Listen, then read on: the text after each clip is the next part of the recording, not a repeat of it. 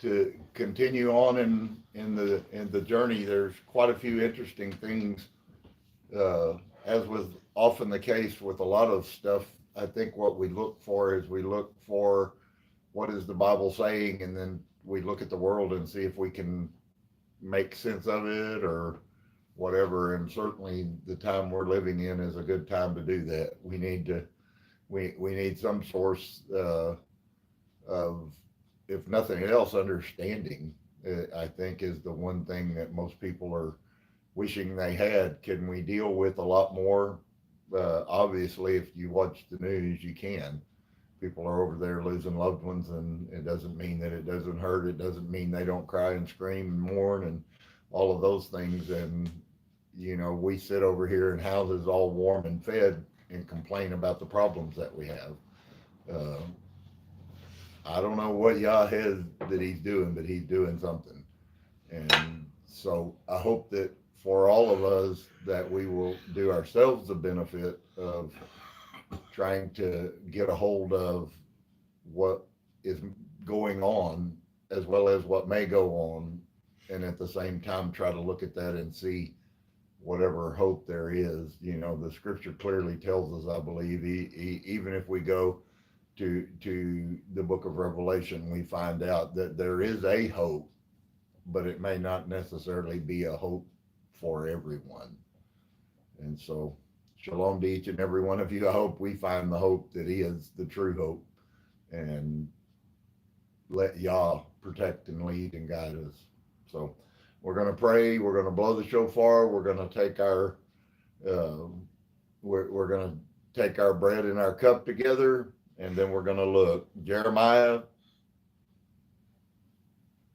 is talking about all of the places. It's so funny, over last week and this week, and all of these places that Jeremiah is talking about.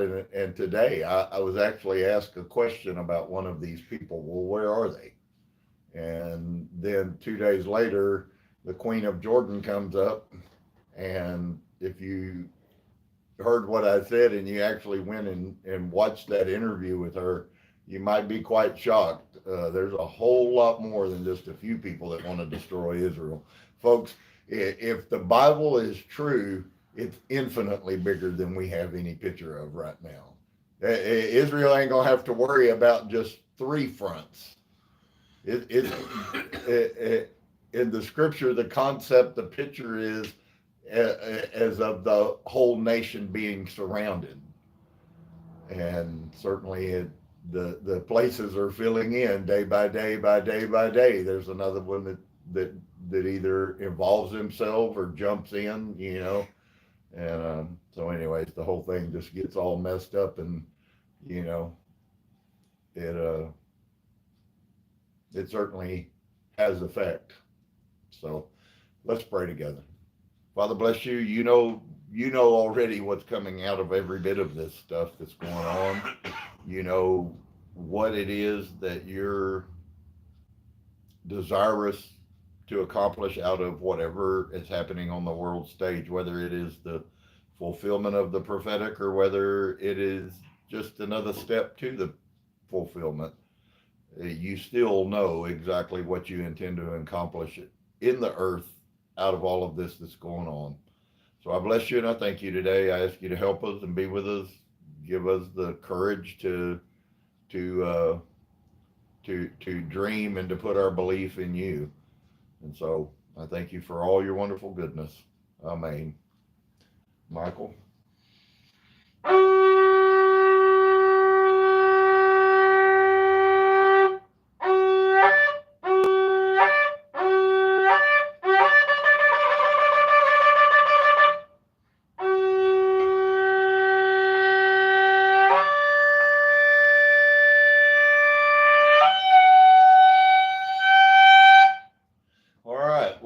Take this morning as we get ready before we go forward with the scripture. We're gonna take our bread. I hope this will be a blessing to you. Baruch atah Adonai Eloheinu melech haolam hamotzi lechem min haaretz. Blessed are you, Yehovah, King of the universe, who has brought forth bread from the ground. I think if there's ever been a time for us to be appreciative of what we have, we probably should start now. So let's partake together.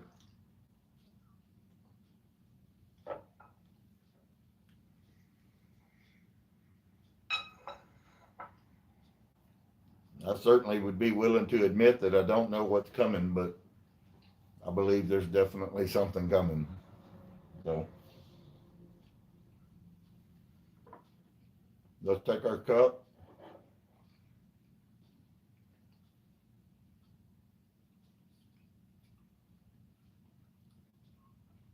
There's a reason why they take little bitty pieces in the Christian church.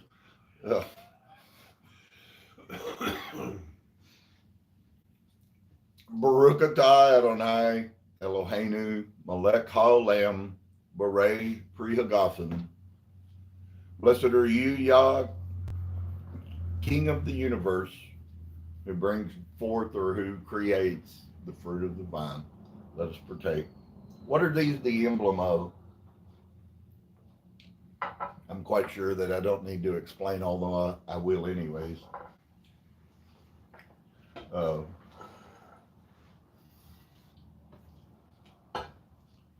What is the concept of the emblem? Why are we doing that? I don't think there's ever a bad time for us to give praise to Yehovah. We sang that song last night, and I hope that you got a chance. We did that at 8 o'clock last night, and it took till 8 o'clock this morning to upload. So these things will take quite a while. For those of you who do watch us, all one of you,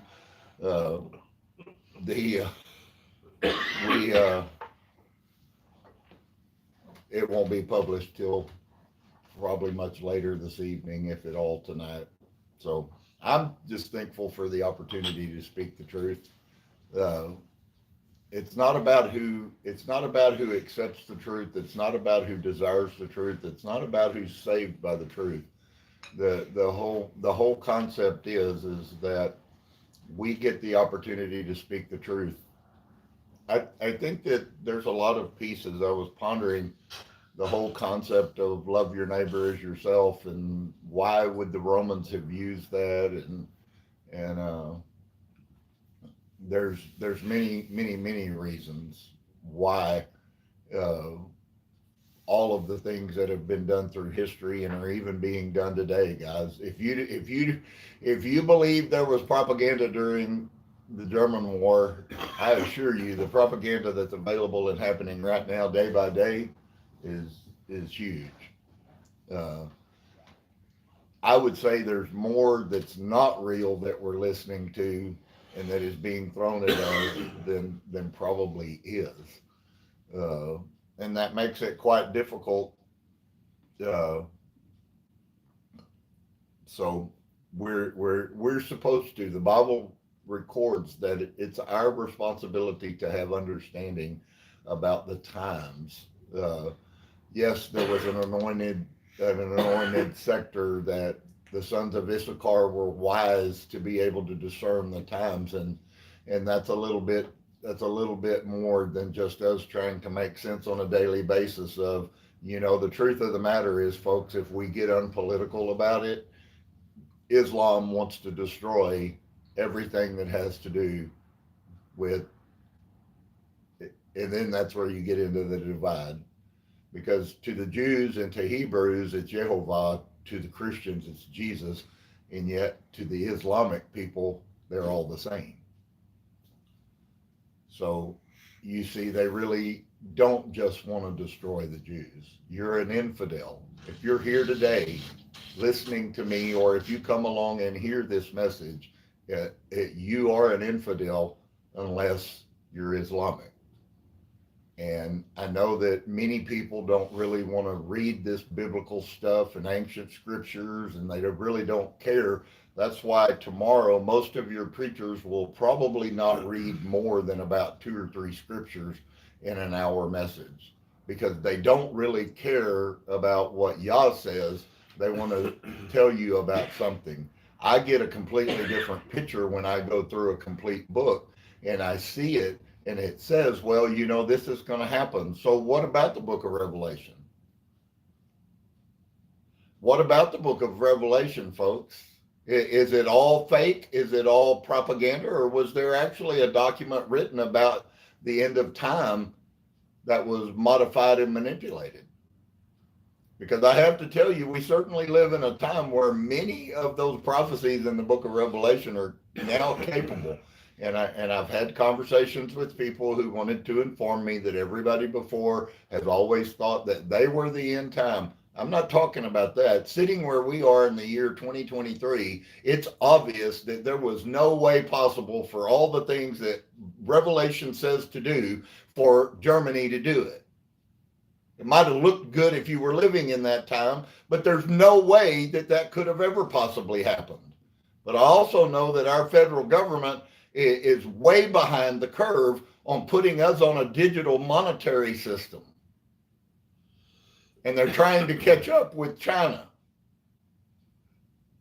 That's in those prophecies and has never in recorded history been able to be done like that. So there is a way for them to remove all access to buying and selling. You say, well, then I could barter. Well, that's true, but that's insignificant on a scheme of 300 million people. The fact that you barter $50 with somebody is probably not going to shake the world up. You know what I'm saying? That my brother Dave over here goes because some lady has some food and she needs something fixed and he goes and fixes it. Well, that's wonderful and what a blessing, but it ain't going to change the world scheme because of it. Okay?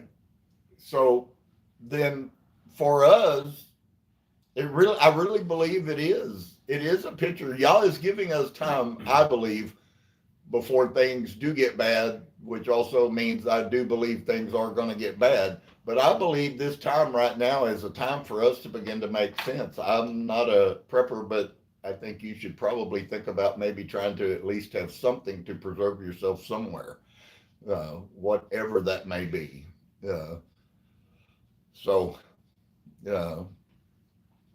We're living in a time, folks. You can't run from it. It's not untrue. Maybe we get a lot of untruths about what's really going on. Is Zelensky really robbing America for billions? And now that our money's tying up, I don't know the answer to that. I would say anything is possible. I know some people that have some inside knowledge who tell me that all of the billions of dollars of armament that we've sent to Ukraine, 90% of them have been sold on the world market. They weren't even used in this battle, supposedly, that's going on, that nobody even hears about anymore. So how does a world war go on and nobody hears about what's going on anymore? There's a lot, and it does seem quite difficult, but it is applicable to us. We live in this time. It's not going to go away. Do you not think there were people in Israel and people that were in Jerusalem who didn't want to hear what the news was of the day? We know they did. I've shown you that multiple times. When those people came against Jeremiah for talking of the destruction, Jeremiah was speaking for Yah. Well, you might want to get a common sense picture of what reality is. Maybe Yah really isn't viewing the world the way that you are. Maybe he's really not so hung up on what you think may or may not happen. And it's up to us to choose to then, because I really believe we have to make a decision about what is real. What is real? I often wondered if he didn't name those people that because it was actually a metaphor picture he was trying to say to us. This, my Torah, is what's real. Hello. Well, it's been a good service, and I hope y'all had a wonderful time. I'm glad you spent the time to learn all of that stuff. But it really does. I think it should be front and center in our mind. And yes, I realize that some of us get quite passionate when we begin to think about America being taken over by people across our southern border, some more so than others. And that's all right, because inevitably we're going to have to trust in someone.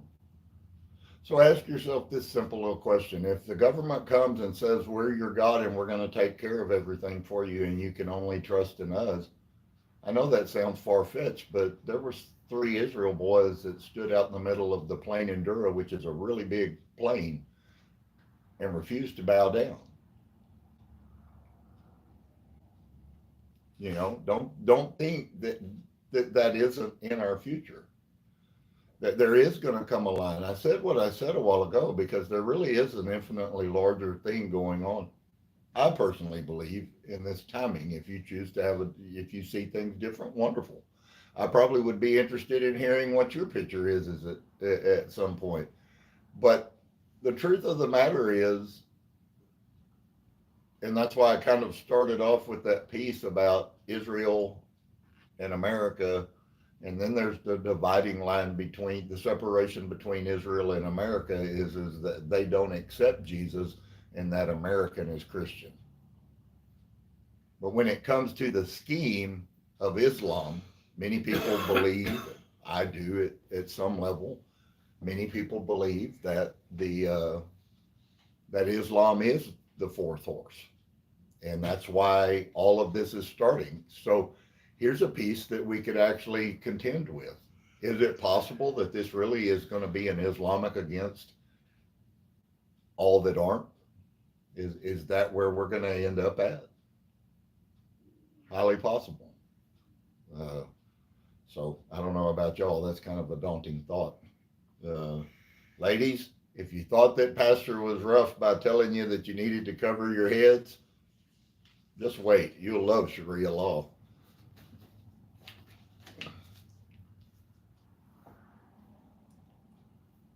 Jeremiah chapter 48. Let's see if there's any other destruction that goes on in this time frame, and if there's any possibility, do any of these places even exist anymore? Let's see. Against Moab.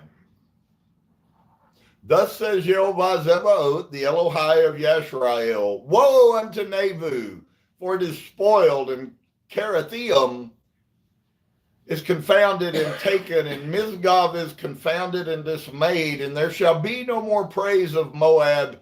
In Heshbon they have devised evil against it.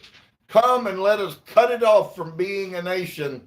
Also you shall be cut down, O madmen. The sword shall pursue you. A voice of crying shall be from Horonim, spoiling and great destruction. Moab is destroyed. Her little ones have caused a cry to be heard, for in the going up of a ascent, continual weeping shall go up.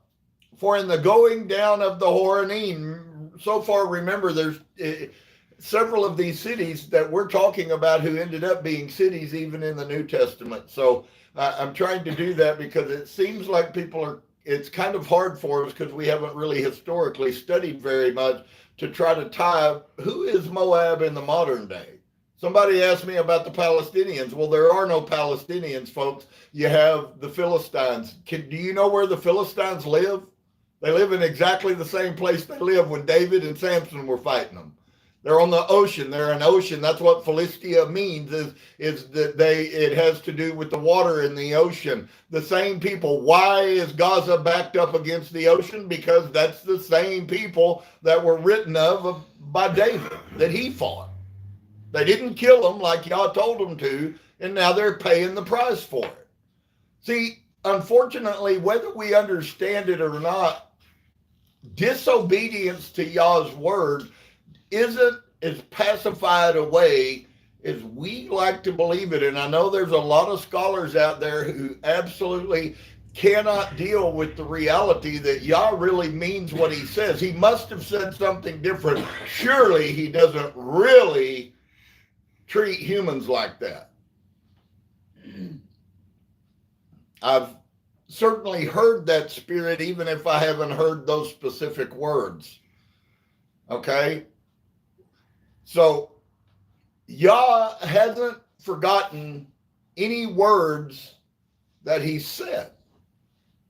So we can ask ourselves, unless he tells us that he's changed his mind or he's repented of something, when he speaks something, it's really hard for us because we live in a society where probably 90% of what you're going to hear, except for what you're going to hear here, 90% of that is going to be a lie. Okay, so you have all of these belief systems that are all believed on are all based on things that in actuality are not true. They are manipulations of you. They got you to believe something. It didn't matter whether it was true. You bought the thing anyway. You bought the electric car because it was going to be so much better. And then you're mad because it's sitting on the side of the road because the battery ran out and there ain't no charging stations, right? Hello. I love paying payments on a $70,000 car that won't go 250 miles. It's like where I'm from, if you bought a $700 car and it wouldn't go that far, you threw it away. Sell it at the junkyard. And now they coerce you into believing this thing is good, so you believe it's good until what? Until it's not good. And that's what you're going to watch happen. It's happening, friends, systematically in our society. I'm telling you that Yah is exactly what he says he is. And the more that things get bad, the more that people, so I'm not talking, maybe none of y'all are the people. I don't know. That's not my business. That's Yah's business. And on the other side, maybe all of you are. That's also not my business. That's Yah's business. But I assure you, one thing that I do believe with all of my heart is that Yah is going at the same time that things are getting worse, he is going to increase amongst specific people for specific purposes, which is exactly how he's always functioned on this earth. If it is true and we're coming to an end, all of a sudden we now live in a society, friend. I know that many of you lived your whole life as Christians and you really think this is a Christian society, but they don't even believe anymore. America does not even believe anymore that we are a Christian society. They love the new term that they're teaching and brainwashing your children and grandchildren with is that we are a post-Christian society. And that's supposed to make us feel all wonderful and glorious and saved. We've grown, we've become enlightened. We are past Christianity. That's how you get these Gen X thought processes that nobody can make sense out of. That for 1,000 years, it's been okay to be a man or a woman or a daughter or a son. And now all of a sudden, my goodness, the world needs to fall to pieces because you're something that you're a man. Are we really serious? You know, the truth of the matter is that's happening because we tolerated it. We tolerated it because we turned our children over to whoever to raise whatever ideology they put in them. And then we paid them hundreds of thousands of dollars to teach them how to hate everything that we believed in. I think that's about as good an explanation of public education as you could possibly ever get.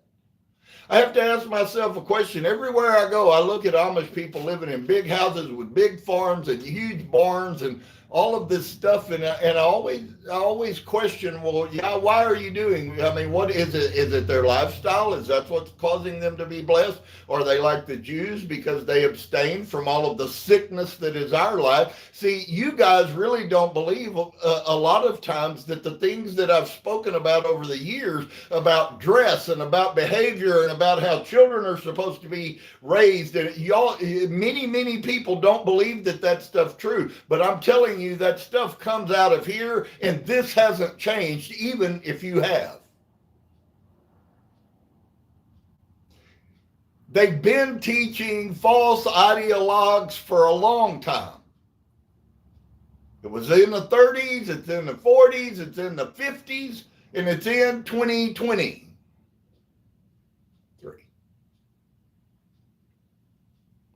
So then, what does that mean? There's some teachings that are going on about Magog and Gog and why the prophecy has failed. I think the prophecy hasn't failed.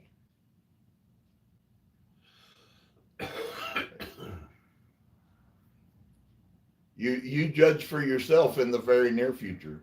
I don't have a desire to tell you what to believe. I only have a desire to try to show you and give you a perspective, and you take it from there.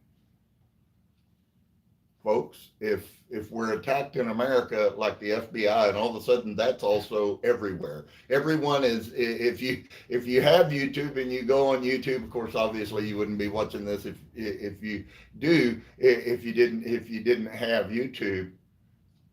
But it doesn't take very much to get a whole lot of things about how to survive and how we're gonna be destroyed by Russia's hundreds of thousands of nuclear bombs, and it just doesn't take a whole lot to figure out that, you know what, there might really be something to all this stuff. What if it isn't just a TV show that they're filming over there in Israel about a war between two countries? One point they're going to come back and tell y'all, they're going to give you the shock and the awe effect. They're going to tell you that all of this stuff, as well as Ukraine and Russia, that was all a TV show. It's what we call reality TV. We like things that look real, but we really don't want them to be real.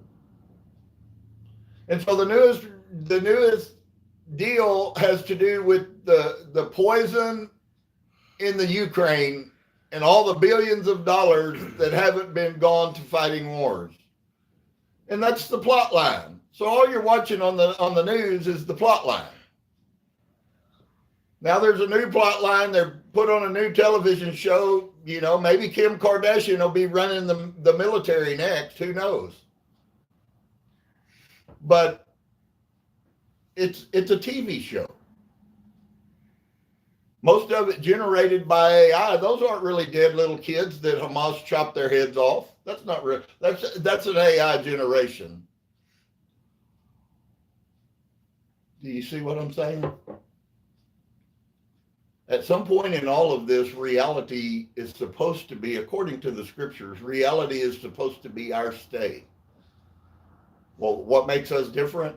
We don't buy the lies.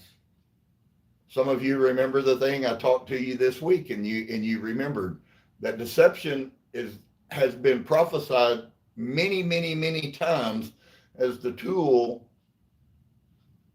And unfortunately, we were done a disservice because we associate everything bad to this devil who does simplistic. Folks, the Hebrew word isn't devil, and it's not a spiritual entity. The Hebrews actually named those demons names specific, and talking about one didn't mean you were talking about if you look at the spirit that controls sexuality, which we're going to look at in the next week, because I think while we're gone to the panhandle, I think we're going to jump out and we're going to, I have a desire for us to read the book of Tobit. Of course, some of you may jump up there and go read it. It's wonderful. It's worth reading 5 or 6 times, but it is the most beautiful picture of the very things I'm talking about. Okay, the bad things that happens to this Hebrew man who is trying, even if he wasn't totally perfect, he was trying to live a righteous life. Well, I immediately see the metaphoric picture of that's some people that I know here. We're not maybe necessarily quote unquote the perfection that we really probably should all be. But on the other side, there's something in the scripture that talks of people who are walking towards the right, and even more so when they were not taught it. Any of you still struggle with any pieces of Christianity at all? Do you ever see, did you listen to the statement made about Christmas decorations and you looked over there at it and yeah, that stuff goes on all the time. Why? Because I spent most of my life thinking that it was cool, so much so that we got the little buckets and, the little face mask and the little clothes, and we put them on our little kids and we sent them or took them so that they could go have some fun on trick or treat.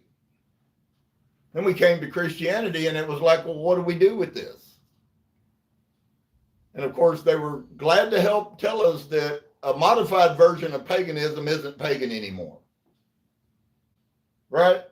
So now we don't have trick or treat, and it's not about witches and ghouls and ghouls and all of that stuff. Let's go to church and have trick or trunk. As if one form of paganism is any better than the other form of paganism. Where am I at? Is this America? Am I alive, Dave? Is that water under the bridge, same as it ever was? All right. A voice of crying shall come from Horonim.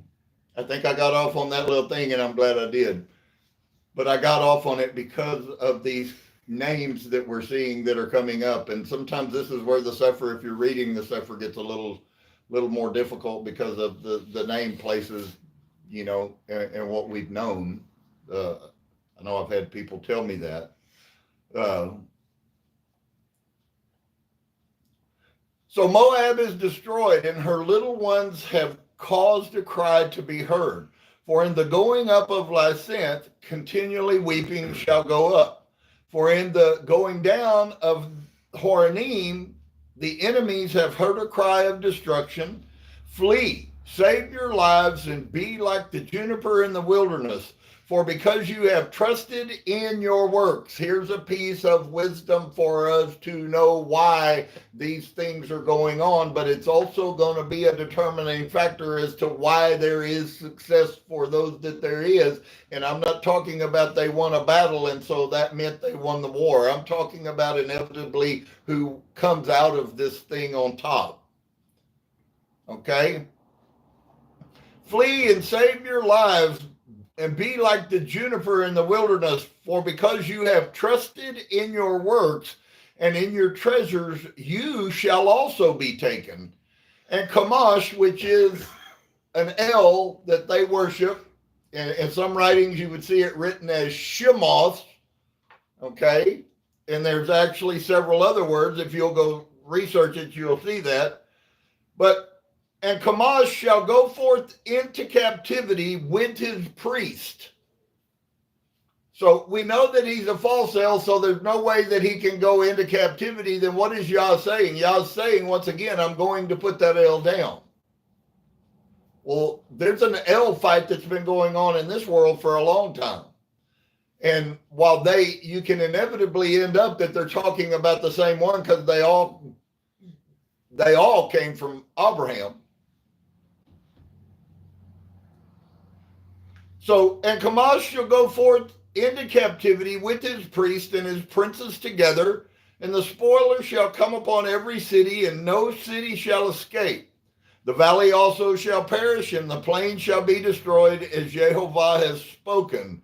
Give wings unto Moab, that it may flee and get away, for the cities thereof shall be desolate, without any to dwell therein. Cursed be he that does the work of Yehovah deceitfully.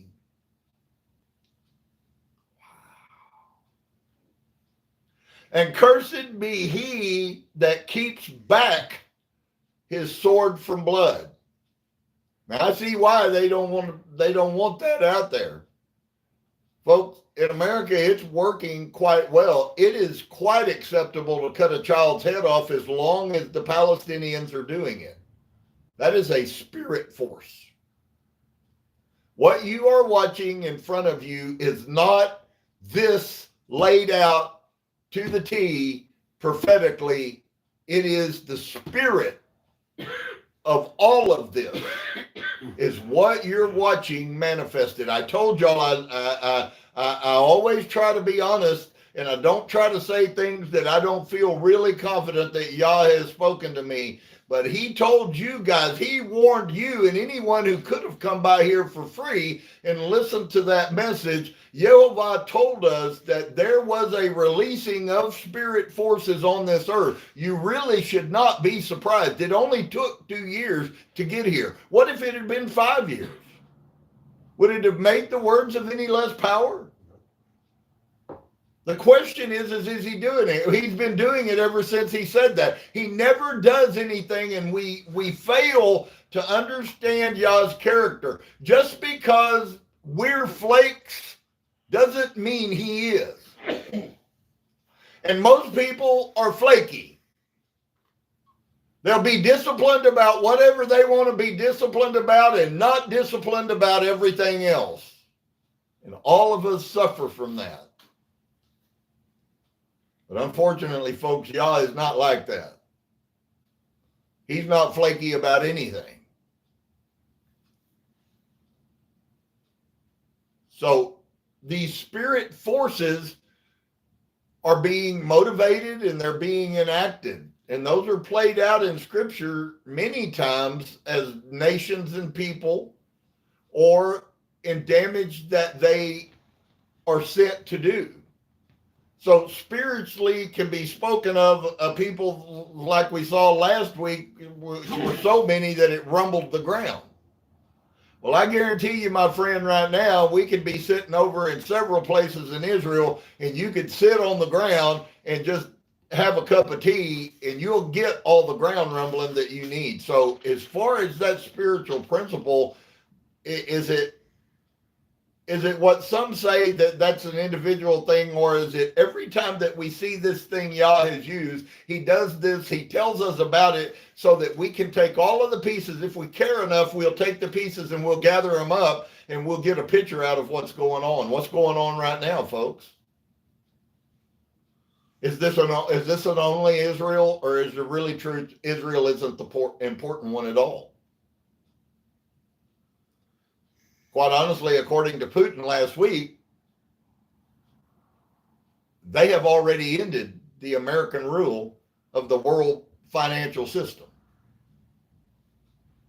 Since we're broke and can't buy gas for less than $5 a gallon, I would say that people sitting with $80 billion worth of surplus because of an action of one of our leaders, I would say that's a pretty good sign. He might know what he's talking about, since we're also buying money from him, while buying oil from him while we send money to the people that he's fighting. You think there's any collusion in that situation?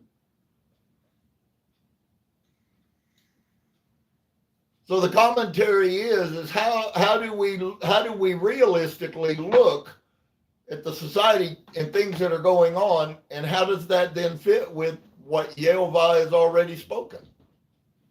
Because he's told us that we don't have to guess what his character is. And so that's a really shocking statement when you see that cursed be he that does the work of Yehovah, but does it deceitfully, uses it to manipulate people, uses it to deceive people. Well, that happens a lot. And cursed be he that keeps back his sword from the blood. Okay? So let's then ask ourselves, what was spoken? Is this new? Is Jeremiah speaking a new character of Yah?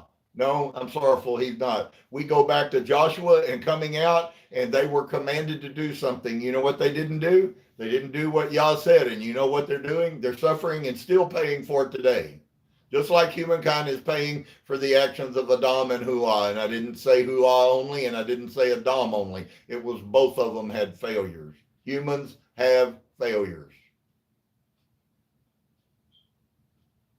Moab have been at ease from his youth, and he has settled on his lees, and has not been emptied from vessel to vessel, neither has he gone into captivity. Therefore his taste remains in him, and his scent is not changed. Therefore, behold, the days come, says Yehovah, that I will send unto him wanderers that shall cause him to wander, and shall empty his vessels and break their bottles, and Moab shall be ashamed of Chemosh, their false Elohim. Now, I don't have any problem saying that Chemosh, according to this concept, looks like the perfect picture of Islam to me.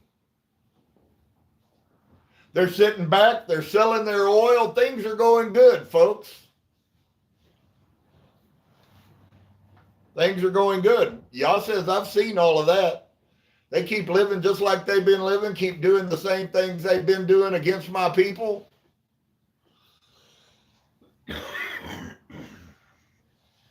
So therefore, behold, the day comes, says Yehovah, that I will send unto him wanderers that shall cause him to wander. So you know that the wanderers are a spirit force. That's not a physical people that are going over there and making the people of Moab to wander. That is a spirit force that is sent to cause them to have to move, to flee, to run. I know that you don't realize this, but it won't take many nuclears to empty the Moabites out of the nation of Jordan again. But right now they're doing really well. They got plenty of money, they got plenty of oil, they got plenty of peace. They've been living a good life for a long time because of all the bills that the Americans have been paying. So why would they be then talking against Israel openly at the highest levels of the nation? Proof is in the action, folks. If you want to get rid of Israel, that's a spirit thing inside of you. And anyone who wants to do that has already made themselves the enemy of Yah. Well, all of these people that we've looked at are all the people who have done that today. Let's see.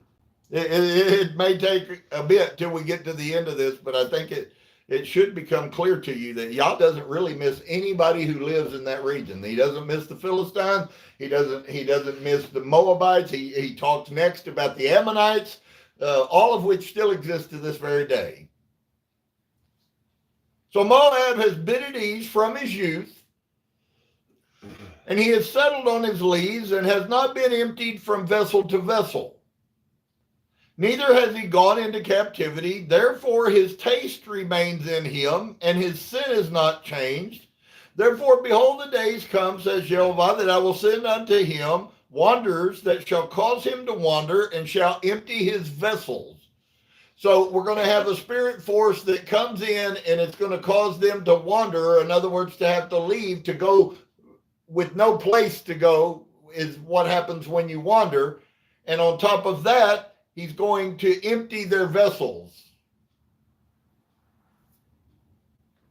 Something spiritual to be for sure. I could say it's going to be that he's going to take away their supply of buyers. It could be that he's going to take away their supply of oil. Boy, what would happen if Yah all of a sudden, folks, just a hypothetical thought, but what would happen if just as Yah opened the groundwater that had never existed and it flooded this earth? What do you guys think would happen if Yah said, you know what, guys, I'm really tired of y'all ruining my earth, and I'm just going to cut the oil spigot off, and he stopped all oil coming out of the, oil will no longer come out of the ground. What do you think would happen to society? What's my point for saying that? They're living on the freedom and the luxury that billions and billions and billions and billions of dollars. I'm sure all of y'all have seen the pictures. When I was in the gun business, I used to see this a lot. You know, the $40,000, $50,000 .45 Colt pistol that was completely gold plated.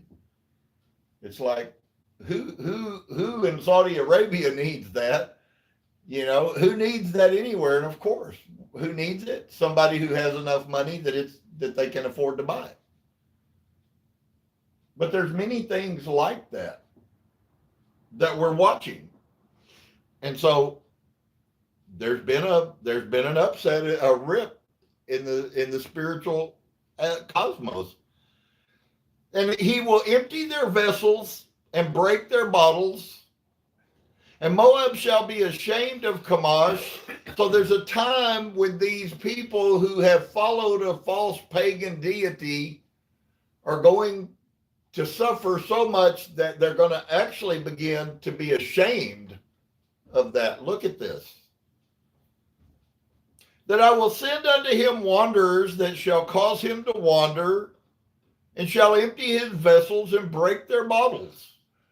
Those are all talking of supply. And Moab shall be ashamed of Chemosh, as the house of Israel was ashamed of Baal which was their confidence, the house of bread. Beit El, the house of El, I'm sorrowful, not Beit Lechem. Now say ye, we are mighty and strong men for the war. Anybody heard any of that? Huh? I can tell you right now, dear one, all games aside, they're gathering right now wearing green headbands in our nation's capital right now, saying we are strong for war. So just because you may not know that there's going to be thousands and thousands and thousands of people today, once again, desecrating the Shabbat, which is exactly what they did on Yom Kippur. That was a slap in the face of Yehovah. It was against the Jews because the Jews are the only one that are holding up any kind of standard other than people like us who are separated and kicked out and cast out from everyone. But they're doing that right now, today, in your capital. And if you are naive enough to believe that they really only want to kill Israel, so that might not be so bad as long as they don't mess with me, you're the greater Satan than Israel is. How say ye, we are mighty men and strong for the war? Moab is spoiled, and it is gone up out of her cities, and his chosen young men are gone down to the slaughter, says the king, whose name is Yehovah Zebaoth. And that brings us back to the other piece then. The reality of looking for an outcome before the battle even happens. So he tells us all of these things. He's given us historical precedents. Maybe here they were talking about the physical, and now what if the spiritual significance is the same? Because it is. There is a war between two gods right now, whether you know that or not. Islam is a war against the Elohim of this scriptures. He's the God he is the Elohim of their scriptures. You probably haven't, because most people don't have any interest to, but I assure you, if you do what I have done and go sit down and read the Quran, it will shock you. Jews have every reason to be scared. And in reality, none of those verses are always just talking about Jews. It is Jews and any infidels. Well, anyone who is not serving Islam, anyone who isn't willing to die for their 72 virgins and their pool of wine and all of the other things you get, if you die for Allah, see, they have a known prize. We are going to heaven, whatever that means. Are you seeing me? Moab is spoiled and has gone up out of her cities, and his chosen young men are gone down to the slaughter, says the king, whose name is Yehovah. So what did he just tell us then? This spirit thing is happening, guys. It's real. It's going on.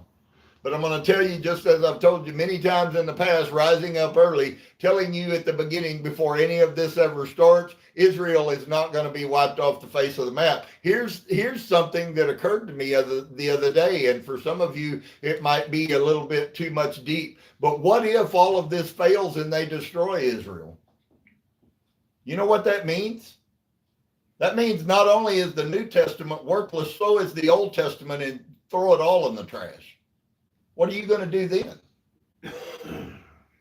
See, why did I say that like I did? Because I'm not real sure that we really understand how significant what happens to Israel, how it affects the world. Israel was not the thing. Israel was the microcosm to bring the thing. The thing is all humanity. And so they were chosen by Yah to bring all humanity to the Elohim. That was the sole purpose of Israel, which is how they failed the worst, because they did just exactly the opposite. Somebody asked a question, well, why the Egyptians held the Jews in bondage for 430 years? Why can they go into the temple and the Moabites can't?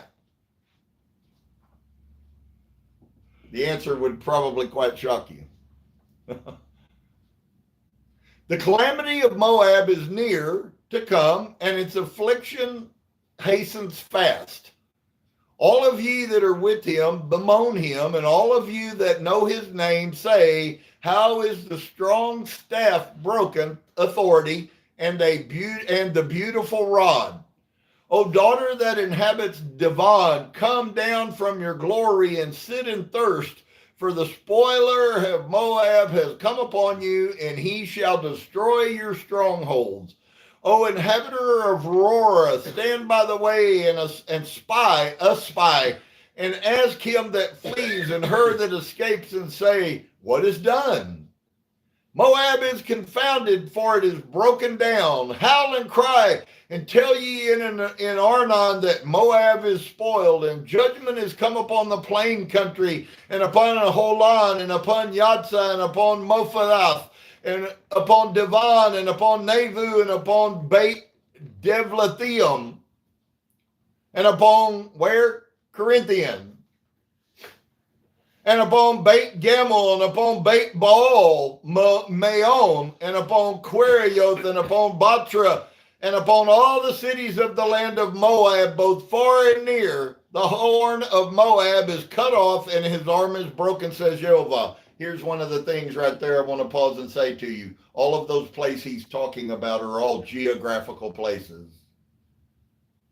It is the people, but it's not only the people. It's the place. So, is there any correlation that we could maybe see of people's generic being destroyed, like Jordan, like Iran, like Iraq? We know that Babylon was in Iraq. Babylon has been destroyed the second time. We did that.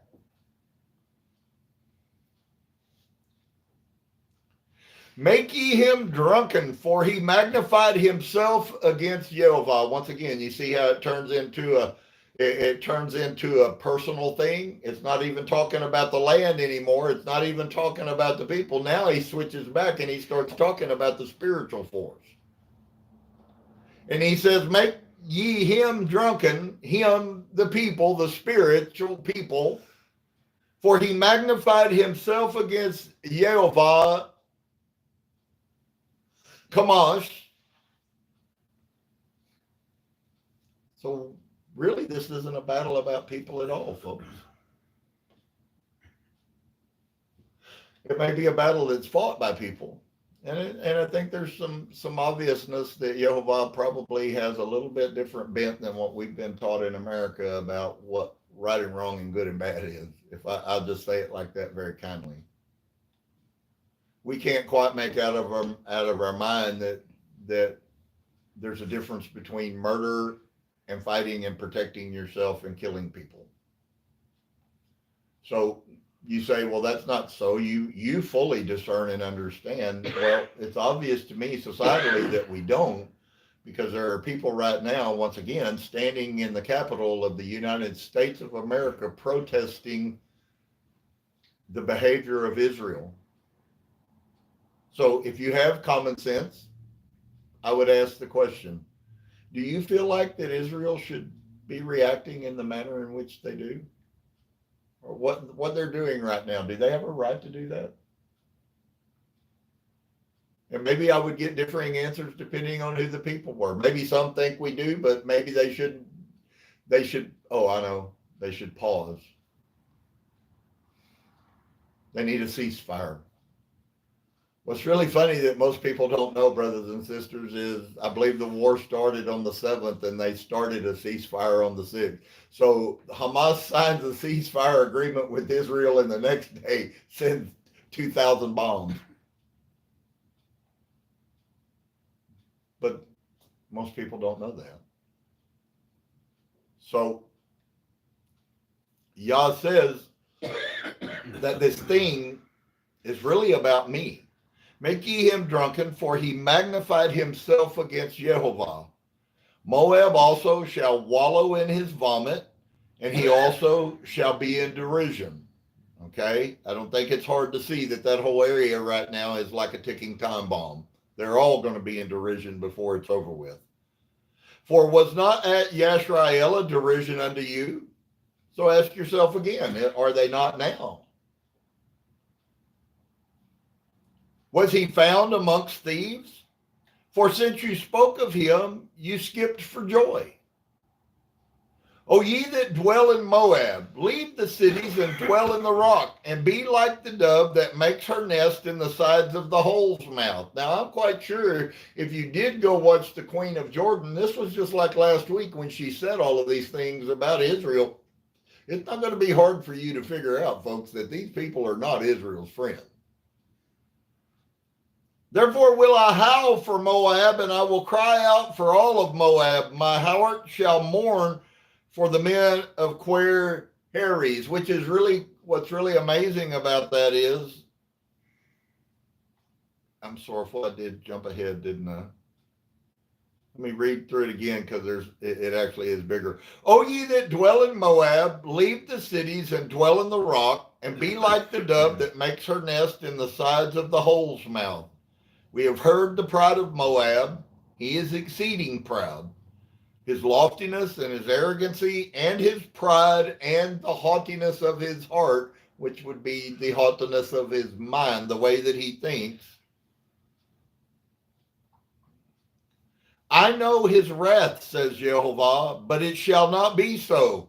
His lies shall not so affect it. Therefore will I howl for Moab, and I will cry out for all of Moab.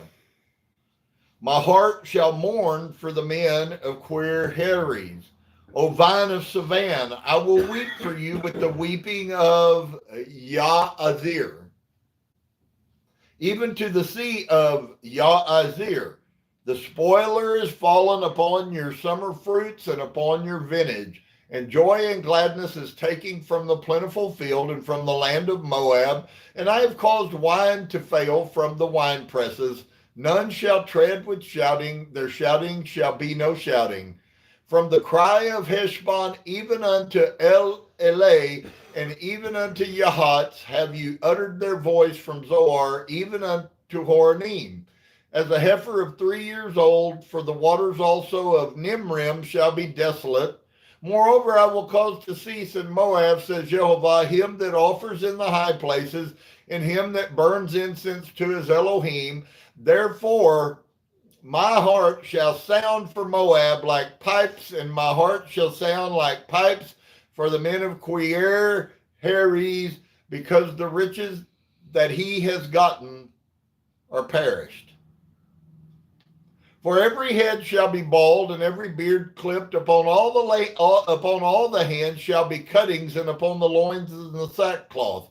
There shall be lamentation generally upon all the housetops of Moab, and in the streets thereof. For I have broken Moab like a vessel wherein is no pleasure, says Yehovah.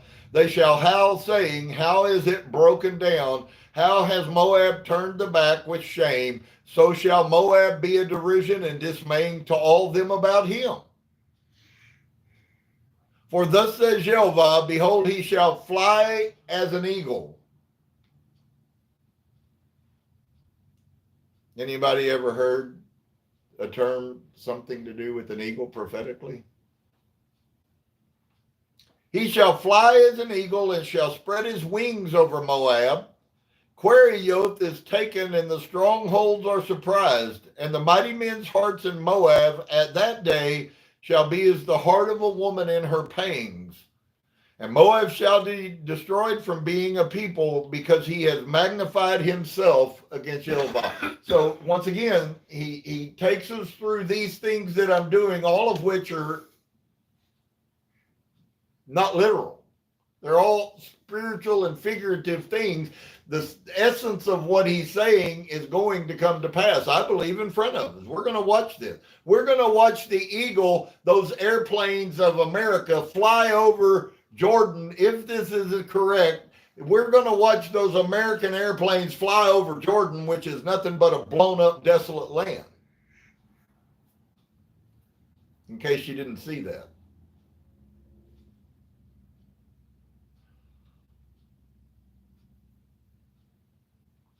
For thus says Yehovah, behold, he shall fly as an eagle and shall spread his wings over Moab. Querioth is taken and the strongholds are surprised, and the mighty men's hearts in Moab at that day shall be as the heart of a woman in her pain. And Moab shall be destroyed from being a people because he has magnified himself against Yehovah. So what is the real problem here that Yah is so angry about? Yah's angry about all of these people and their spiritual forces that they're following than him. Pure and simple. Fear and the pit and the snare shall be upon you, O inhabitant of Moab, says Yehovah. He that flees from the fear shall fall into the pit, and he that gets up out of the pit shall be taken in the snare, for I will bring upon it, even upon Moab, the year of their visitation, says Yehovah. Now, whether this has happened actually or is actually now a much bigger thing, because I also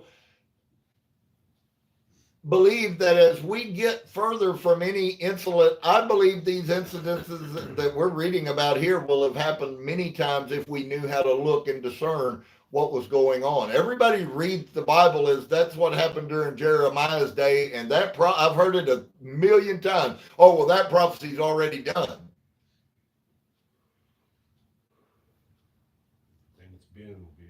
Is it possible that maybe we have really been a lot more corrupted by the false doctrine of Christianity than you have a clue of? If these are eternal words, then what use is it for them to be eternal? When they've been completed and they're finished with, there's no longer need for them to be eternal. Why is Yehovah so critical about telling us that his word is eternal? His word is eternally settled in the heavens. It's not going to change or deviate. Dave said, when I said that, he quoted Solomon, and Solomon said that everything that has been will be again. There is no new thing happening under the sun. What does that tell you? This is all happening. How can you listen to anyone tell you that all of this is done and over with when Yah himself doesn't tell you that? In fact, quite the opposite. He tells you it's never going to be done and over with. As long as humankind lives on this earth, the words and the principles that Yehovah has spoken will do nothing but recycle themselves through eternity. Now, see, some of you may be finally starting to get that there's more here that I'm seeing than what you think there is. I've been saying the same words for multiple weeks now. Guys, we got a wrong picture of prophecy. Why was it so easy for Rome to write a New Testament off of prophecy? Because prophecy is just recycling. From the time that Jeremiah spoke what Jeremiah spoke, and Yehovah was part of that, from that time forward, those words will never cease to reverberate. If there is a time when they are physical, there will also be a time when they are spiritual. Why? Because everything is both spiritual and physical. It's not one or the other. Your behavior might be physical, but it's also spiritual.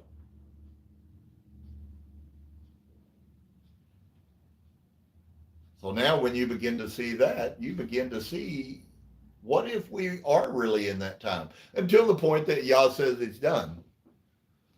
And of course, by then we'll be asleep and nobody will care anyways.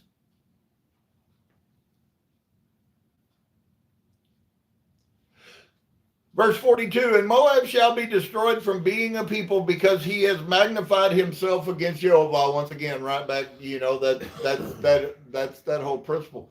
Why is Yah mad? Why is Yah mad? If he's mad at America, why is Yah mad at America? Is he mad at America? Why? Why is all of this coming on us? Because we've been adulterers.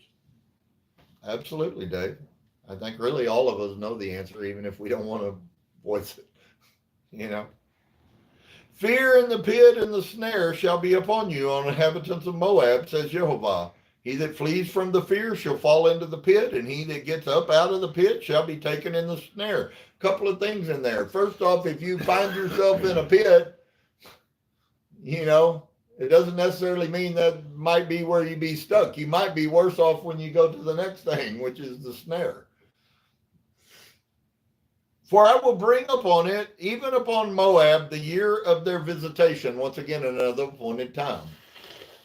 We are waiting, all humanity is awaiting for an appointed time. That's how Yah works, says Yehovah. They that fled stood under the shadow of Heshbon because of the force. But a fire shall come forth out of Heshbon, and a flame from the midst of Sicon, and shall devour the corner of Moab, and the crown of the head of the tumultuous ones. Woe be unto you, O Moab, the people of Chemosh perishes, for your sons are taken captives, and your daughters captives. And just so you know, almost every one of these on to the end of Jeremiah are all the people that are right now looking at being in a war. Is it possible? So please let me just throw this.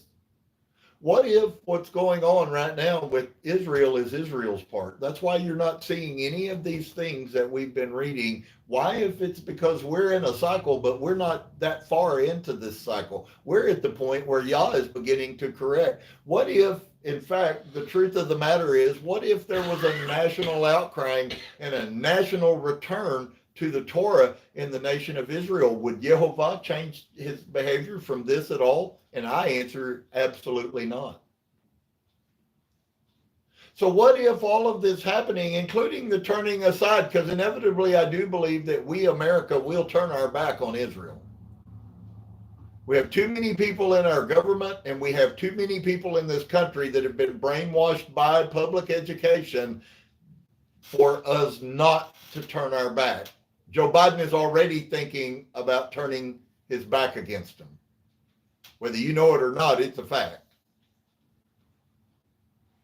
So that doesn't really put us, I mean, you know, we kind of have to watch this thing. We have to watch what's going on in Israel. And then if we're smart, we'll keep our eyes open about what's happening over here too, because hey, we still live in America. What happens to this country affects us. $12 a gallon of gas affects you no matter what. Right? And I know some of you don't know that. They're predicting by the end of the year that we will see gas prices that high and higher possibly. They that fled stood upon the shadow of Heshbon because of the force, but a fire shall come forth out of Heshbon, and a flame from the midst of Sicon, and shall devour the corner of Moab. I haven't done it, but I'm going to try to remember to go back. I want to see where those two towns are in modern day, because I have to tell you, something that burns in the shadow of, that immediately says to me, nuclear weapon.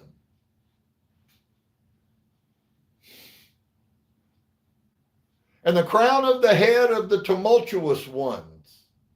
And the crown of the head of the tumultuous ones. Is there anyone that we could look at in this time? Crown princes, tumultuous ones, Islam? Is it possible? It's possible. Woe be unto you, O Moab, the people of Chemosh. The people of Chemosh perishes, for your sons are taken captives, and your daughters captives. Yes, will I bring again the captivity of Moab. Oh, you didn't hear it here? I need you to look at two key statements in this verse. Yet will I bring, that's all big, but what's the next word? This is a recurring prophecy by virtue of the words that are written. Yet I will bring again the captivity of Moab. When? In the latter days. Says Yehovah. Thus far is the judgment of Moab. So just as we can read the book of Revelation and find out the judgments and the bowls and all of those things, we actually see that happening Maybe some of you have never seen this before in the book of Jeremiah, and maybe you've never pondered the question which I kind of have been trying to explain without really being able to voice it in a simple explanation. What if, in fact, this is, and these things are going to happen again, although they've already happened? Who was it that made the rule? Who was it that got the message? Where is the prophecy from a prophet? I'm not talking about somebody on YouTube. I'm talking about a prophet. Yashar'el, Yirmeyahu, Amaz. Where are these prophets of Elohim rising up early, rising up before it happens? Please do not, I've said that multiple times. Please do not forget that concept. Rising up early means telling us before it happens. Why? What is Yah's character? Yah's character is he does nothing except he tells his spokesman first. You see how that's the unchanging Elohim. And because we believe that the unchanging Elohim changes at will, that's why we can't see any of this stuff that I'm talking about. Because that is what we have been brainwashed and indoctrinated with. That all of these Testament stories of the Old Testament are done away with. Right? So they needed to write you a new book to get you to believe new what? New prophecies. When in fact, Yehovah's words are still reverberating just like the puddle reverberates. You might be surprised next week. We're gonna stop right there for tonight. But next week, folks, we jump out. Now, key things I want to leave you with. Remember what I just read to you. Chapter 48, doesn't matter where you place that in recorded history. If you read that document for what it's worth, it is a picture of this is the way that I'm going to behave with these people. Forever.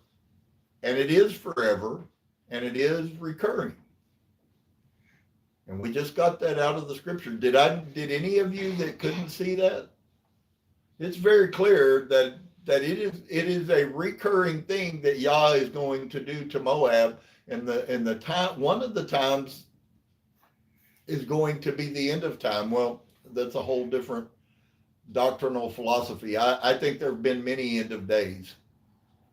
I think that there's a time and a season that Yah has set apart, and just as every season ends only to come back again, but it's not the same season, even though it's the same season. How many winters have there been on the earth? None of them were exactly the same, but they were all winter, and they all recycled every year. Okay? So it is the same season. It's a time frame, general, but it's not exactly the same in that we're going to see what Jeremiah saw when Yehovah destroyed Moab. But it will have fulfilled every spiritual truth that we just got. And it is specific to Moab. This is. So what should we do then if we're good students, smart, caring, and loving, and trying to protect ourselves supernaturally? Then we're going to what? We're going to immediately begin to research and find out who are the people of Moab. And maybe I should pay attention to what happens to them. Right now, Jordan is the nation of Jordan is a very large part of what was Moab, and they're doing really good, folks. They're living on their leaves. Their queen, it dresses like a Princess Diana. You know, she's got money. She's a jet setter. She travels in jets with gold all over the earth, and her bank account is bigger than your house is, and you know, all of those, they're living at the lees, exactly what he said. We see it's going on all over the place over there, folks. It's like somebody who got angry, they got frustrated because all of the leaders of Hamas, they're not in the Gaza. Those are the dupes, man. Those are all the girls and the Gen X people who are now weeping and crying because Joe Biden's talking about enforcing the women don't want to go to no battle. They want equality with men as long as you don't draft us like men. Do you understand that that's already started? We watched 5 gay guys yesterday who said they wouldn't go fight. I'm too girly for that. Yeah. I mean, welcome to your society. It's not new.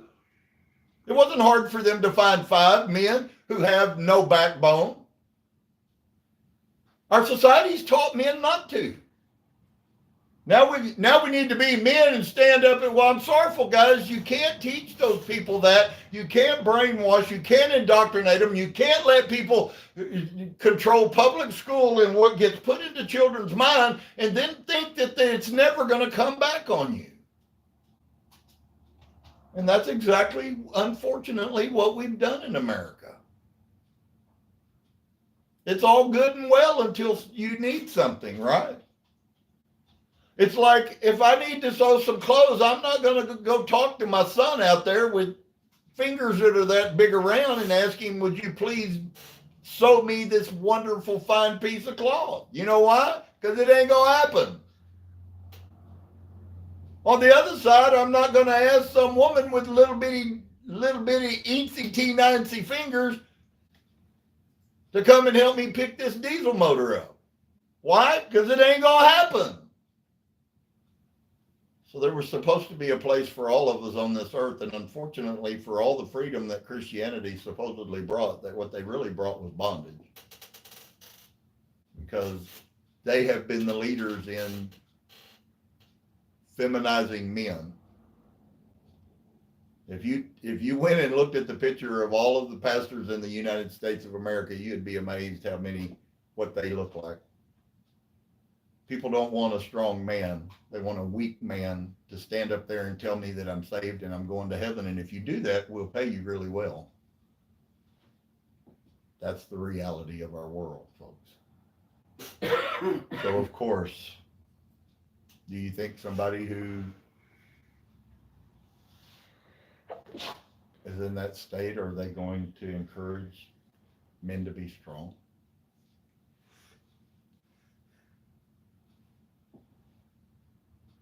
I don't know, man. There's so many questions up in the air. But I do know that this, as I read and as I study this stuff, and I feel like that Yah has helped me to have an avenue of opening. I certainly never looked at scriptures like this.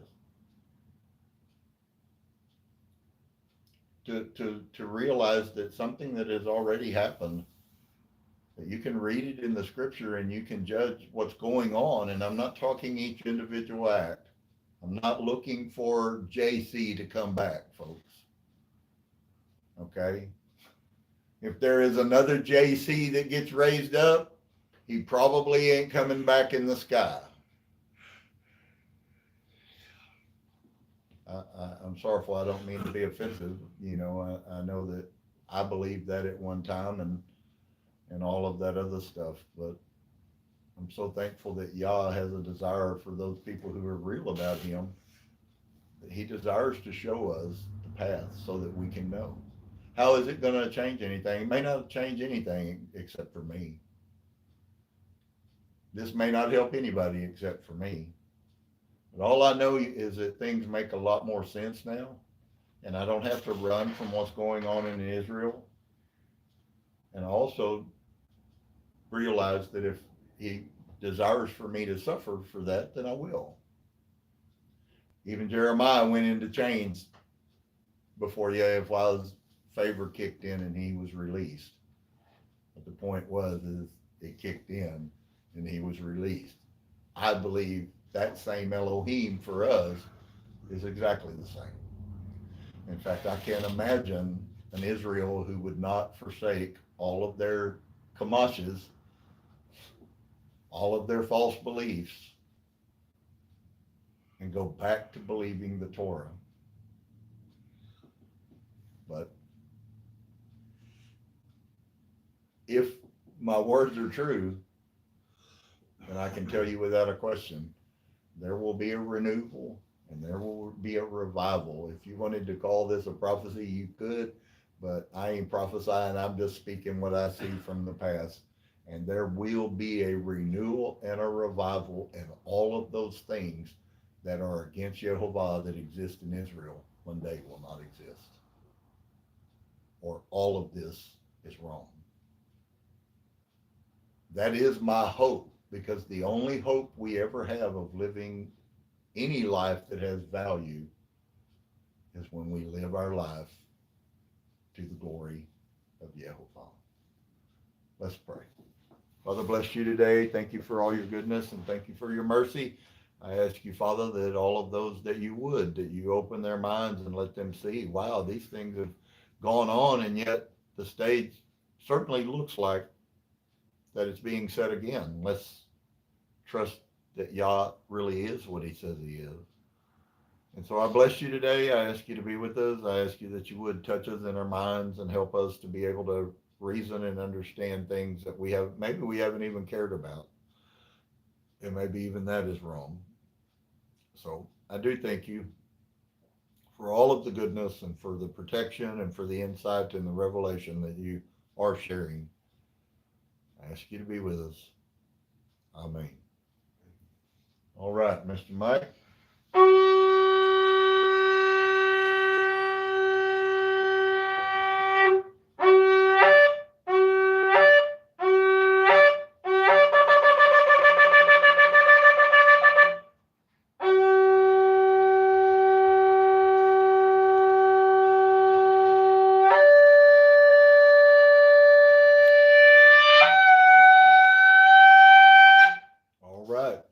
Well, shalom to each and every one of you. Look at what Yah promised he would do for us. He said that he would kneel or lower his stuff to our level so that we what? So that we could be able to understand, because we can never understand his ways. He told us that.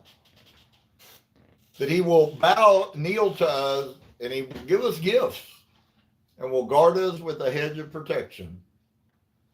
All of those people who are living in his Torah. Yehovah will illuminate the wholeness of his being towards you, bringing order, and he will give you comfort and sustenance. Yehovah will lift up his wholeness of being and look upon you, and he will set in place all you need to be whole and complete. If we are not whole and complete, then either one of two things.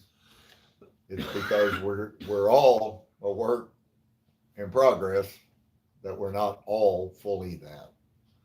I think what we have to ask ourselves is, can we honestly say to ourselves, thank goodness that I'm not who I used to be, and still at the same time recognize that we also have so much further to go. If that's true and that's you, then you are looking for the same thing that I'm looking for. Shalom. May you feel Yah's blessing this week. Look forward to seeing you at Wednesday at 7 o'clock. Hope you have a wonderful week.